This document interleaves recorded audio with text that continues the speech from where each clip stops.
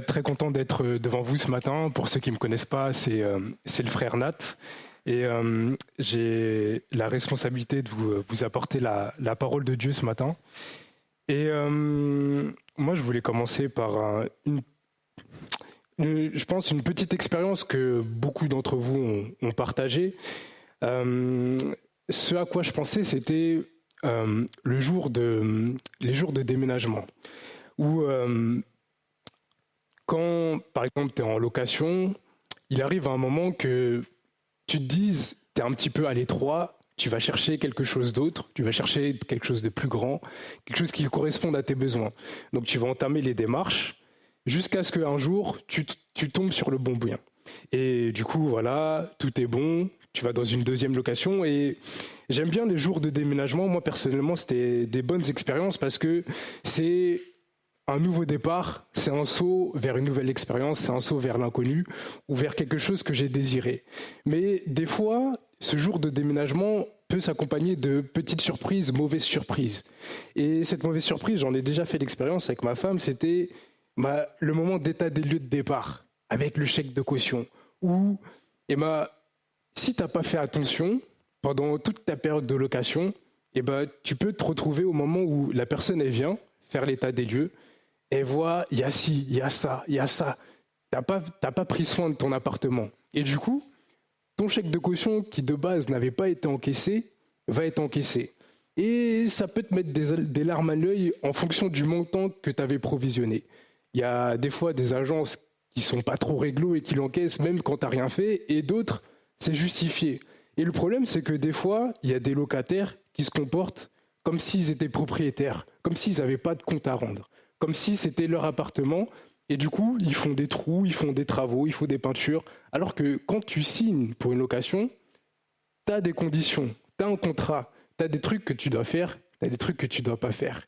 Et si tu ne fais pas attention, tu peux avoir des comptes à rendre. Et au niveau de notre vie de chrétien, d'enfant de Dieu, c'est la même chose. On est appelé maison de Dieu.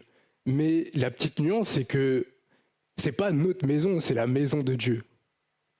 On appartient à Dieu. Et celui qui a son nom sur l'acte notarial, c'est Dieu. Mais des fois, on fait comme si c'était nous.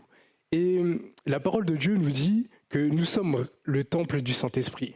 Et ce matin, j'aimerais, si vous voulez bien, qu'on regarde ce que ça signifie réellement. Parce qu'on entend souvent, on fait des raccourcis. Oui, vous êtes le temple du Saint-Esprit, ça veut dire que vous ne devez pas fumer. Vous êtes le temple du Saint-Esprit, ça veut dire que vous ne devez pas faire ci. Mais en fait, la réalité, elle est encore plus profonde que ça. Donc, on va voir si on est réellement le temple du Saint-Esprit, et j'aimerais qu'on réponde à cette question en 3 points. Le premier point, moi je pense que la première des choses, la meilleure des choses, c'est de rappeler ce que c'est. C'est d'aller voir au travers de la Bible et voir qu'est-ce que c'est le temple, d'où vient-il, qu'est-ce que ça signifie. Et on va un petit peu voyager au travers de la parole de Dieu. Et l'origine du temple, en fait, c'est le descendant du tabernacle. Je ne sais pas si vous savez c'est quoi, mais pour faire un petit peu d'histoire, Dieu libère le peuple d'Israël du pays d'Égypte. Et du coup, ce qu'il va faire, c'est que il va dire, à partir de maintenant, vous allez être mon peuple. L'histoire, ça se trouve dans Exode, spécialement dans Exode 19, du verset 3 à 6.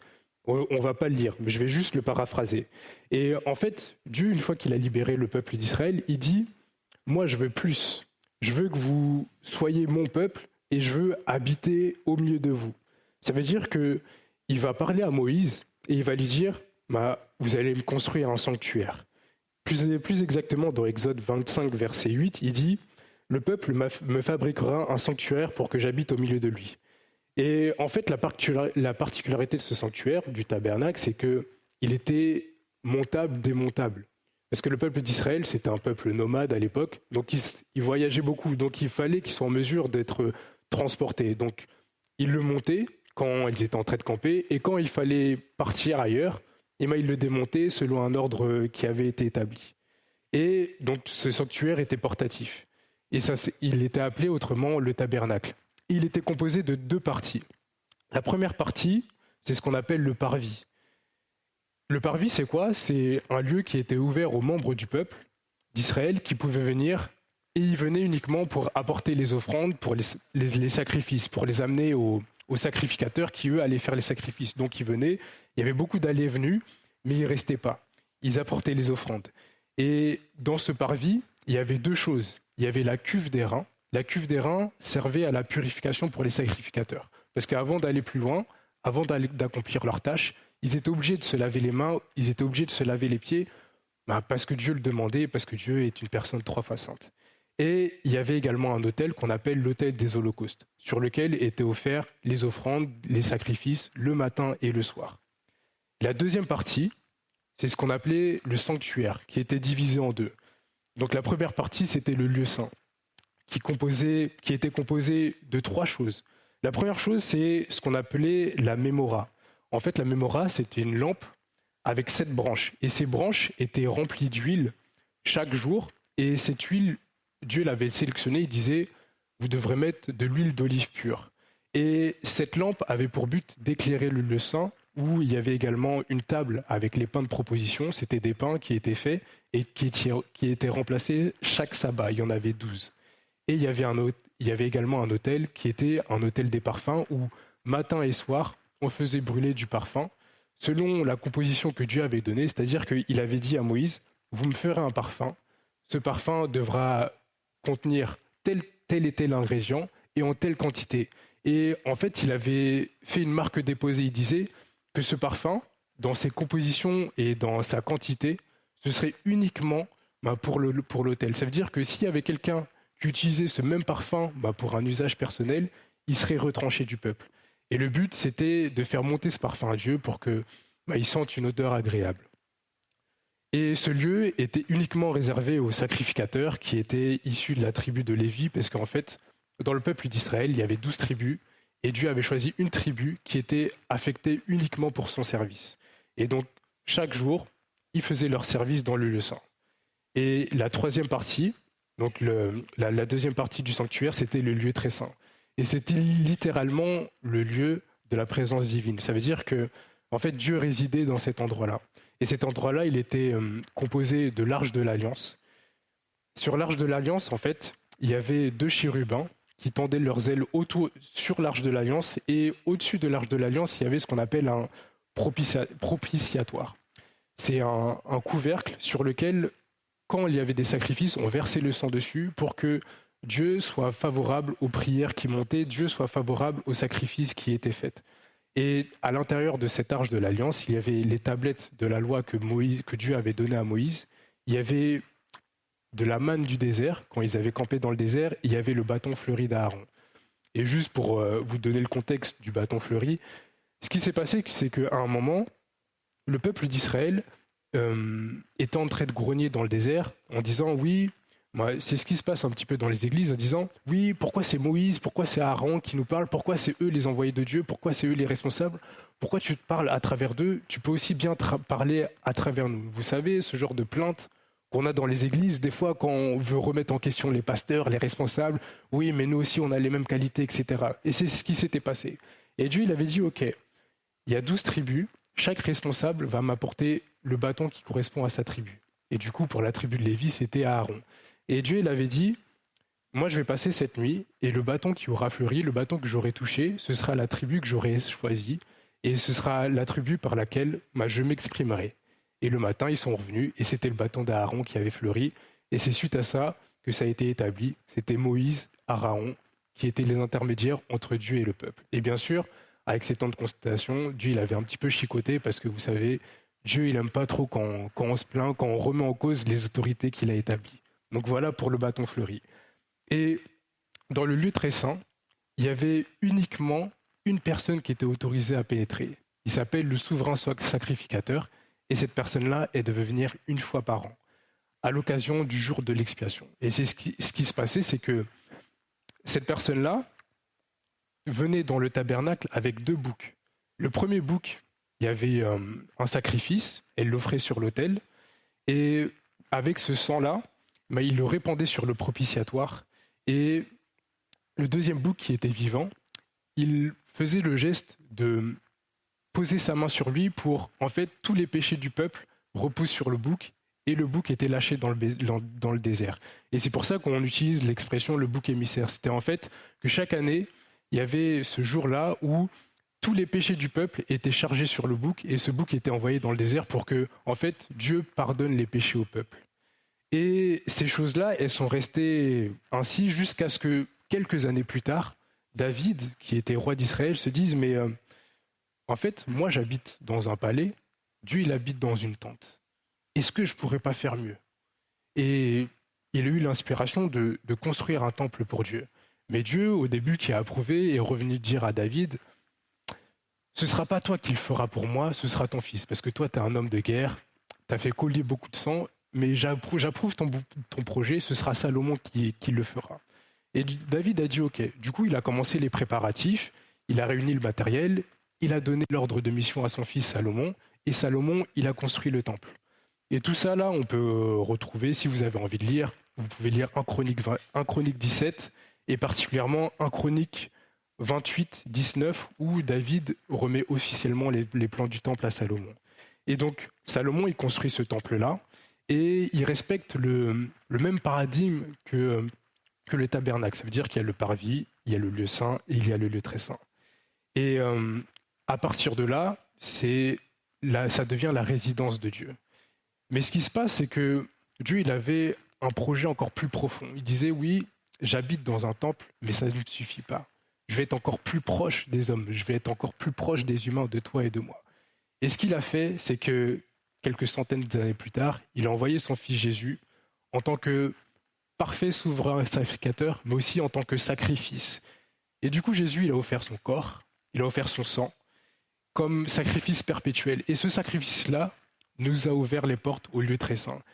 Et grâce à ce sacrifice-là, nous avons désormais accès au lieu très saint, et Dieu n'habite plus dans un bâtiment, Dieu n'habite plus dans le temple de Jérusalem, mais il habite à l'intérieur de nous. Et c'est ce qui se passe, du moins, quand on a accepté le Seigneur comme notre Sauveur et comme notre Seigneur. Et toute cette démonstration-là, si vous avez envie de la lire, elle est faite dans Hébreux, du chapitre 7 au verset 10. Donc maintenant, on en arrive au jour d'aujourd'hui, c'est une mauvaise expression, où le temple, c'est toi, c'est moi. Mais deuxième point, c'est que avec la présence de Dieu vient une grande responsabilité. Et on va repartir encore dans la période des rois. Quand Salomon inaugure le temple, il fait une prière dangereuse parce qu'elle engage sa responsabilité et elle engage la responsabilité du peuple. Il dit, Seigneur, je t'ai bâti un temple, je t'ai bâti ton lieu de résidence, s'il te plaît, habite ici. Et il se peut que durant notre cheminement avec toi, il se peut que des fois on faute, il se peut que des fois on pêche. Mais si, une fois qu'on a péché, on revient dans ce temple, on t'adresse notre prière, on se repent, exauce notre prière qui a été faite depuis ce temple. Il se peut que des fois, ce soit toute la responsabilité du peuple qui soit engagée. Il se peut que des fois, on fasse tellement n'importe quoi que tu choisisses de nous déporter dans un pays étranger. Si jamais ça arrive, et si du pays dans lequel tu nous as envoyés, on te demande pardon, on adresse notre prière en direction du temple, toi, écoute notre prière, exauce-nous et ramène les captifs. Et il fait cette prière-là. Et Dieu, il dit, ok, à partir de maintenant, ce temple, ce sera ma résidence, j'aurai toujours mes yeux et mes oreilles dessus, et je répondrai à ces prières-là. Et la réponse de Dieu, elle est intéressante, et c'est un verset qu'on cite souvent quand on a nos périodes de jeûne en église, qui dit « Si mon peuple, sur qui est invoqué mon nom, etc. » Mais le contexte, il vient de là. Ça se trouve dans 2 Chroniques 7, du verset 12 à 14. Ça veut dire qu'à partir du moment, le temple, ça devient la présence perpétuelle de Dieu. Ça lui appartient. Et Dieu fait une alliance avec Salomon et dit « Vous aurez ma présence à condition que vous soyez obéissants. » Mais le problème, c'est que Salomon, il a bien commencé. Vous voyez, son règne, il commence bien, il était riche, il était sage, il était intelligent et il était renommé par-delà le monde. Mais c'est un gars gourmand. Le gars, il avait 700 princesses et 300 concubines. Ça fait 1000 femmes. Et je me suis posé 2 minutes pour calculer, mais je me suis dit, en fait, pour voir une femme, il lui fallait 3 ans. S'il s'en tenait à une femme par jour. Je dis, mais Salomon, tu faisais quoi avec toutes ces femmes? Et le problème, c'est que ces femmes, c'était des étrangères. Ça veut dire qu'elles adoraient d'autres dieux. Et au début, ça allait. Au début, Salomon, il tenait bon. Mais au fur et à mesure de la vie, il a commencé à drifter, il a commencé à s'éloigner. Et à la base, et au début, là où il y avait un seul temple, il y avait le temple de Jérusalem, le temple de Dieu, Salomon, il a commencé à construire des hauts lieux. Des hauts lieux, c'est des hôtels où on faisait des sacrifices pour d'autres divinités. Et non seulement il a construit des hauts lieux pour ses princesses, pour ses femmes, mais il est allé accompagner ses princesses pour leur offrir des sacrifices, pour aller adorer les autres dieux. Et c'est ce que Dieu n'a pas aimé, parce que Dieu, notre Dieu, n'aime pas la concurrence. La première femme de Salomon, c'était une princesse d'Égypte. Et je me suis dit, mais c'est bizarre.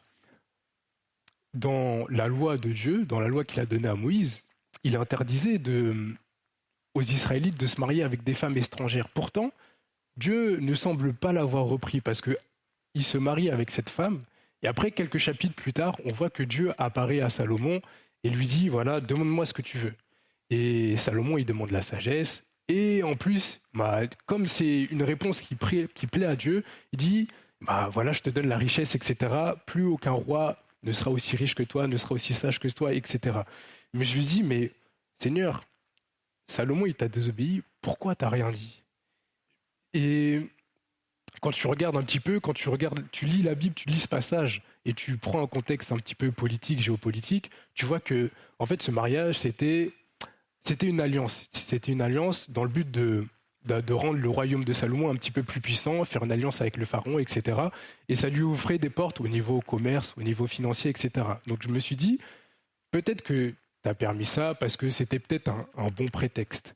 Et que tu voulais mettre la responsabilité sur Salomon en se disant, voilà, Salomon, peut-être qu'il est mature, peut-être qu'il va gérer la chose correctement et que malgré le fait qu'il amène une femme étrangère, il va continuer à se conformer à ce que je vais lui dire.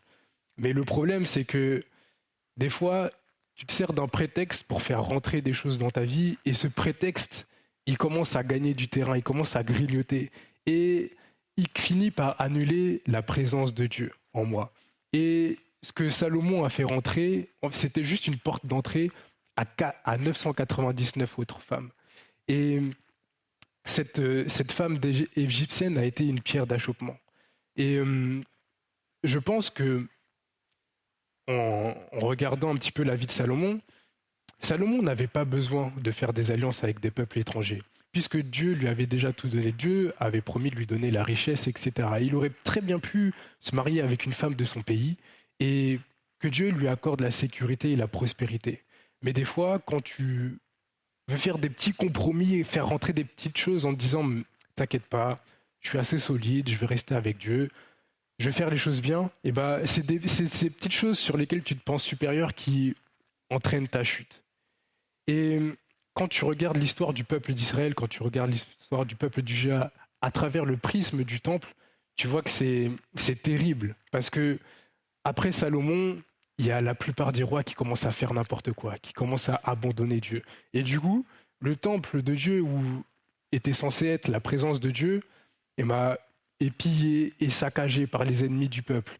Et ce temple-là, qui était un lieu cultuel, devient un petit peu un lieu culturel. Un petit peu quand on demande à un étranger qui habite pas en France, qu'est-ce que tu aimes bien en France? Il va te dire Paris, il va te dire la Tour Eiffel, l'Arc de Triomphe.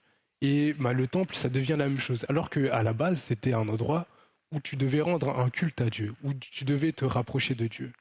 Et ça devient un danger, à tel point que Dieu, il commence à envoyer des prophètes pour avertir le peuple. Attention, revenez à moi. Attention, vous faites n'importe quoi.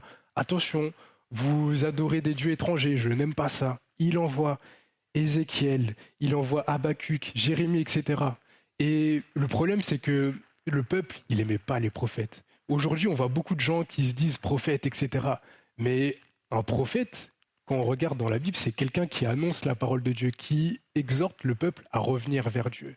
Et le sort des prophètes à cette époque-là, c'était chaud. Il y en a, ils étaient persécutés, il y en a qui étaient tués. Et le peuple n'écoutait pas. Et je regardais ce passage un petit peu, des fois, tu peux lire des fois un petit peu avec hauteur. Mais le problème, c'est que Dieu me disait, mais toi, des fois, je te parle, Nat. Qu'est-ce que tu fais des paroles que je te donne? Et ça m'a renvoyé à un passage dans le Nouveau Testament, je crois que c'est dans Matthieu 23, où Jésus, il s'en prend aux pharisiens et il leur dit, vous, vous êtes beaucoup dans l'apparence, vous citez des versets, vous portez des versets sur vous, mais en fait, dans votre cœur, il y a rien. Et je dis, et le Seigneur, il me disait, mais toi, des fois, t'es un petit peu comme ça. T'es un petit peu, voilà, tu fais le pieux, etc. Mais t'appliques pas vraiment ma parole. Et je me suis rendu compte ces derniers mois que moi, par exemple, au volant, je suis quelqu'un de nerveux, un petit peu. C'est-à-dire, j'ai pas de patience. Des fois, je vois des personnes qui conduisent devant moi qui sont lentes. Et je commence à m'énerver. Et je me choque moi-même en me disant, mais comment je bénis les personnes intérieurement quand elles conduisent mal. Et je me dis, mais Seigneur, tu dois avoir honte de moi, les choses que je pense dans ma tête. Et des fois, ça m'arrive même de les exprimer, où je m'énerve au volant, et des fois, il y a mes enfants derrière moi. Et mes enfants, ils me disent, c'est parce qu'ils conduisent mal la personne devant? Je dis oui. Et tu vois, j'essaye de garder la face. Et c'est un petit peu comme ça. Tu vois, je fais l'hypocrite, alors que c'est pas comme ça que Dieu voit les choses. Et des fois, quand on dit, voilà, on est le temple de Dieu, on pense tout de suite à des grosses choses qu'on doit faire, des gros changements. Voilà, on est le temple de Dieu, donc pas que sexe avant le mariage, on est le temple de Dieu, donc ci, donc ça. Mais c'est dans les petits détails. Et ce que j'ai appris, c'est que ton infidélité t'expose à des ennemis.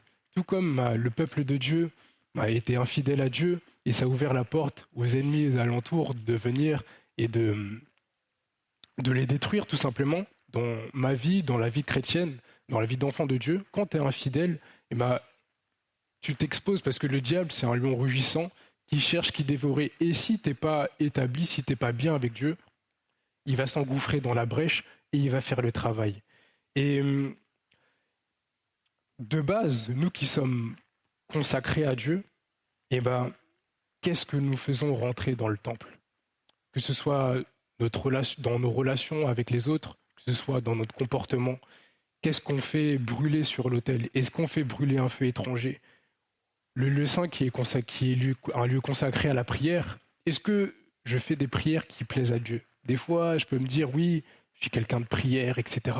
Mais est-ce que c'est des prières qui plaisent à Dieu? Est-ce que des fois, Dieu ne me regarde pas, quand il voit que je vais prier, ils ne disent pas, oh, c'est encore lui. Qu'est-ce qu'il va dire encore? Bénis-moi, bénis mon frère, bénis mon chien. Oh Seigneur, j'ai des problèmes au travail. Oh Seigneur, ma chef, elle m'a fait ça. Tue ma chef, réduis ma chef au silence, etc. J'exagère, hein, je ne suis pas comme ça. Mais il y a des personnes qui sont comme ça. Et Dieu, quand il voit ça, il peut se dire, oh, tiens, il va faire comme les gars à la sono, il va baisser le son. Et dire, quand il aura mûri, pardon, j'ai révélé votre secret. Quand il aura mûri, je reviendrai l'écouter. Mais en attendant, je ne l'écouterai pas. Et des fois, en tant que chrétien, on est un petit peu comme ça. On est censé faire monter à Dieu des prières qui soient odorantes, des prières qui lui fassent plaisir. Et je vais vous raconter une petite anecdote. Pardon, je fais comme si j'avais pas du temps qui m'était imparti. Est-ce que pasteur, je peux... Merci. Une fois, j'étais parti avec mes enfants, j'étais parti sur Paris, je reviens en train, et je commande un Uber pour rentrer à la maison avec eux. Parce que c'était une époque où on n'avait pas de voiture.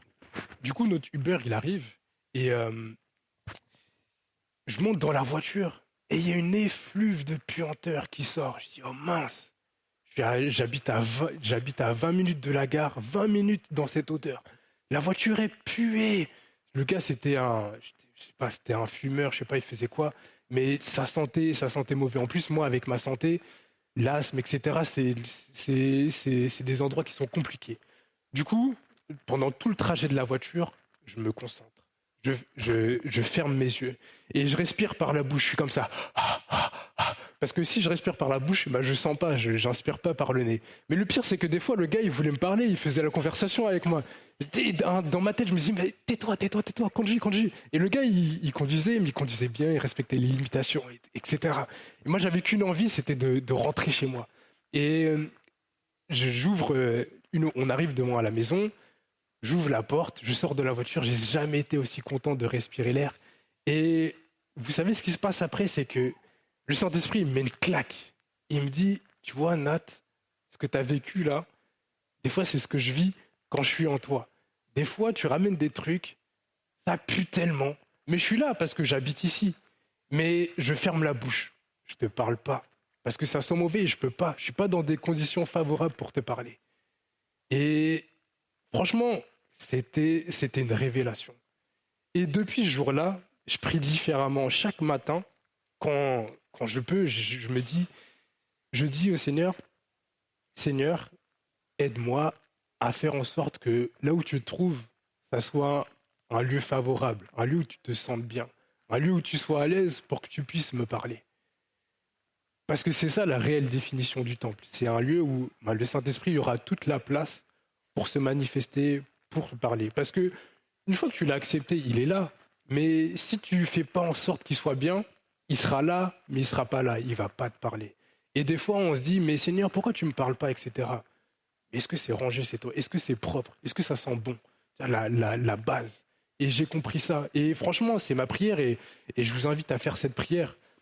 Faites cette prière de demander à Dieu de vous faire ressentir ce qu'il ressent quand vous l'attristez, quand vous le blessez. Et je vous assure qu'après, ce sera encore plus facile de lui plaire. Parce qu'une fois que tu as expérimenté ça, tu vas directement capter quand tu es sur le bon chemin, quand tu es sur le mauvais chemin. Et tu vas pas faire les choses parce que tu dois le faire. Tu vas faire les choses parce que tu as envie de faire et parce que tu n'as pas envie de le déplaire, de l'attrister. Parce que tu auras ressenti à un degré un petit peu moindre, mais tu auras ressenti ce que ça lui fait. Quand tu fais des choses que tu ne dois pas faire, quand tu dis des choses que tu ne dois pas dire, quand tu regardes des choses que tu ne dois pas regarder. Et pour en revenir au temple, Dieu, il a envoyé ses avertissements, etc. Mais à un moment, il en a marre. À un moment, il dit, vas-y, ok. Et il parle à Ézéchiel. Je vais pas vous lire le passage. Il se trouve dans Ézéchiel, chapitre 8, du verset 6 au verset 13. Et il l'emmène en esprit devant le temple de Jérusalem. Et il dit, regarde ce qu'ils font. C'est mon temple, mais pourtant, ils ramènent des dieux étrangers à l'intérieur. C'est mon temple, mais pourtant, ils font n'importe quoi à l'intérieur. Et il emmène Ézéchiel dans le parvis. Il lui dit, perce la muraille, fais un trou à l'intérieur pour regarder ce qui se passe à l'intérieur. Et ce que ce matin Dieu veut nous dire, c'est que, en fait, Dieu, il voit ce que tu fais en secret. Et il va l'exposer. Et il va sortir le fouet, comme Jésus a sorti le fouet dans le temple, où les gens étaient en train de faire des transactions. Dans Matthieu 21, du verset 12 à 13, où Jésus se promène dans le temple, il arrive dans le parvis, il voit des gens qui sont en train de vendre, qui sont en train d'acheter. Et Jésus, il se met en colère, il dit, mais c'est ma maison ça, c'est ma maison. Et il sort le fouet, il chicote. Et ce matin, c'est l'avertissement que Dieu nous donne. Tu peux faire des trucs de ton côté, mais Dieu voit. Et il va l'exposer. Et il t'invite à redresser la barre avant que ce soit trop tard. Parce que la punition ultime au peuple du Juda, c'est la destruction du temple. On voit l'histoire dans... Vous pouvez lire 2 Chroniques 36, 2 Rois 25, où on voit l'histoire finale du temple de Jérusalem. Destruction, le peuple est déporté. Qui dit déportation dit loin de Jérusalem, loin du temple et loin de Dieu. Parce que le temple était le lieu de la présence de Dieu. Et j'en arrive au troisième point qui va également faire office de conclusion, c'est que dans tout ça, il y a une bonne nouvelle. Parce que Dieu est un Dieu de grâce. C'est que le temps de restauration est déjà là. Et on va lire ensemble, si vous le voulez bien. Est-ce que tu peux afficher Daniel chapitre 9, verset 3, s'il te plaît? Et après, on va lire du verset 20 au verset 23. Daniel 9, verset 3. Je tournai ma face vers le Seigneur Dieu afin de recourir à la prière et aux supplications, en jeûnant et en prenant le sac et la cendre. On passe verset 20. Je parlais encore, je priais, je confessais mon péché et le péché de mon peuple d'Israël. Je présentais mes supplications à l'Éternel, mon Dieu, en faveur de la sainte montagne de Dieu. Je parlais encore dans ma prière quand l'homme, Gabriel, que j'avais vu précédemment dans une vision, s'approcha de moi d'un vol rapide au moment de l'offrande du soir. Il m'instruisit et s'entretient avec moi et me dit, Daniel, je suis venu maintenant pour ouvrir ton intelligence. Lorsque tu as commencé à prier, la parole est sortie et je viens pour te l'annoncer, car tu es un bien-aimé. Sois attentif à la parole et comprends ma vision. 4 points pour la restauration. Le premier moyen, c'est par la repentance, le jeûne et la prière. Ce que Daniel a fait, c'est, pour resituer le contexte, Daniel, il fait partie des nobles du peuple de Juda qui ont été déportés suite au péché du peuple. La punition de Dieu, c'était vous faites n'importe quoi, au bout d'un moment, je manquerai de patience et je vous enverrai dans des pays étrangers. Et donc Daniel, il fait partie de cette génération-là. Mais Daniel, c'est quelqu'un qui lit la parole de Dieu et qui comprend que s'il est là, c'est pour une raison. Du coup, il commence à prier. Il commence à dire, Seigneur, pardon, j'ai péché. Non seulement pardon, j'ai péché, mais pardon, mon peuple a péché. Et il commence à se repentir, il jeûne, vous avez vu, il a pris le sac, il jeûne, il prie. Et Dieu, du coup, commence à lui répondre. Et je ne vais pas vous lire la suite, mais en gros, Dieu lui dit que le temple sera rebâti. Il a une prophétie. Et cette prophétie, elle nous amène au deuxième point. Est-ce qu'on peut lire Esdras 1, du verset 1 au verset 3? C'est le deuxième point. La première année de Cyrus, roi de Perse, afin que s'accomplisse la parole de l'Éternel prononcée par la bouche de Jérémie, l'Éternel réveilla l'esprit de Cyrus, roi de Perse, qui fit faire de vive voix et par écrit cette publication dans tout son royaume. Ainsi parle Cyrus, roi des Perses, l'Éternel Dieu, le Dieu des cieux, m'a donné tous les royaumes de la terre et m'a commandé de lui bâtir une maison à Jérusalem en Juda. Qui d'entre vous est de son peuple? Que son Dieu soit avec lui et qu'il monte à Jérusalem en Juda et bâtisse la maison de l'Éternel, le Dieu d'Israël. C'est le Dieu qui est à Jérusalem.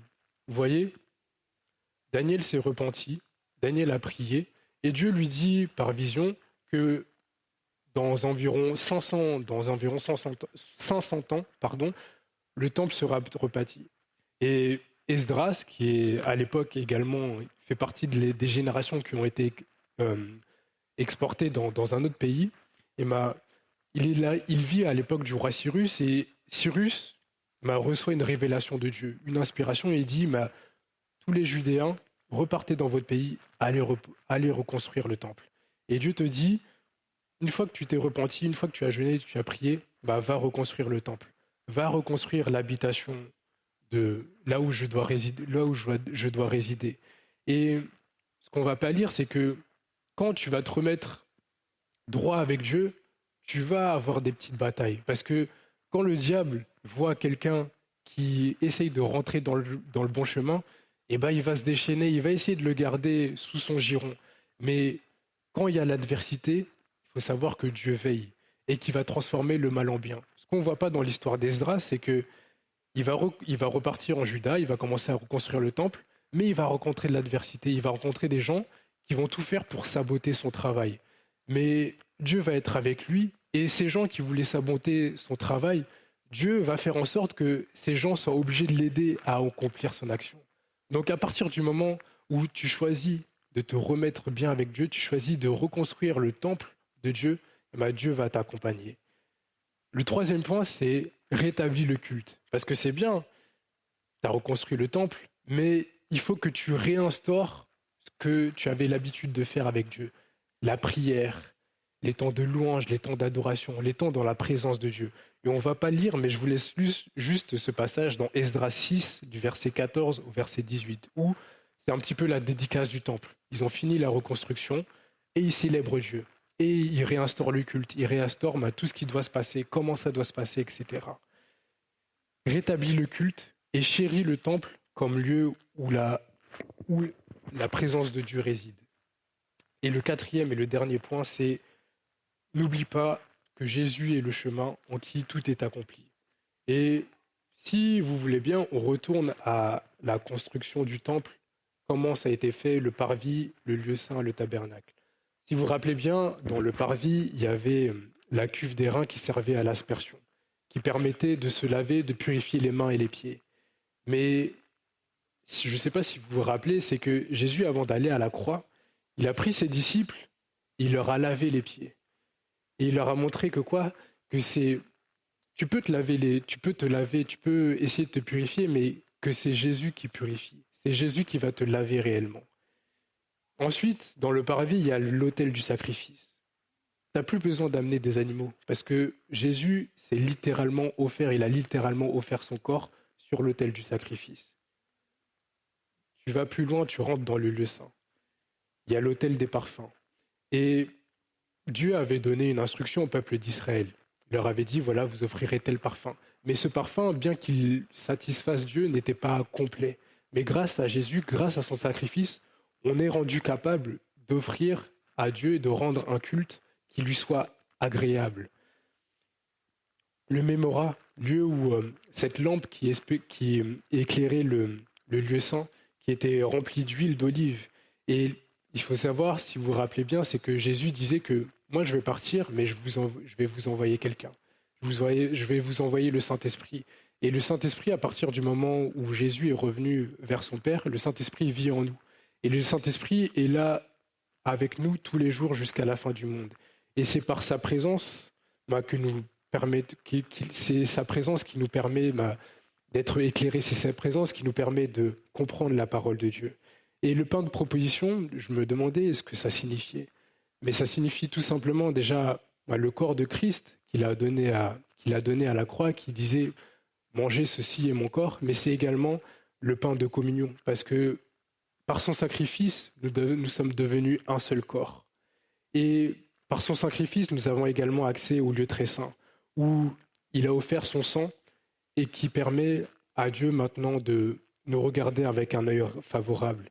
Il lui permet maintenant de pouvoir puiser, de manger cette manne, cette nourriture qui est descendue du ciel, cette nourriture qui était la parole de Dieu, qui était là dès le commencement du monde.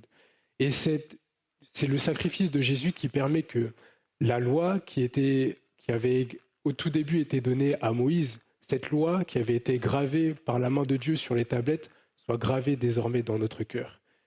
Le bâton d'Aaron, qui était l'ombre des choses à venir, qui signifiait que Dieu était capable de donner la vie, signifie que maintenant, grâce au sacrifice de Jésus, nous avons la vie éternelle. Donc, n'oublions pas que nous sommes le temple de Dieu et que derrière cette phrase-là, il y a une vérité plus profonde. Et c'est le moment pour nous, c'est le moment pour toi de faire un audit dans ta vie. Est-ce que je suis le temple? Si non, ça veut dire que déjà, tu dois accepter Jésus comme ton sauveur et comme ton Seigneur. Parce que c'est lui, le chemin, la vérité et la vie. Et si tu ne l'as pas encore fait, je t'invite à le faire. N'attends pas demain, n'attends pas dans 10 ans, ne te comporte pas comme si, en fait, tu étais le maître de ton souffle de vie parce que tu ne sais pas ce qui peut t'arriver demain. Donne ta vie à Jésus. Va voir les pasteurs, programme une date, donne ta vie à Jésus. Si tu es le temple, mais que tu constates que au fur et à mesure, tu n'en as pas pris soin, c'est le moment de remédier à cela. Si tu es le temple, mais tu constates que tu es allé trop loin dans ta vie, que tu as été déporté, que même le diable t'a détruit, comme le dit sa parole, le temps de grâce est arrivé. Il n'est pas trop tard. Reviens à lui par le jeûne, par la prière, par la repentance.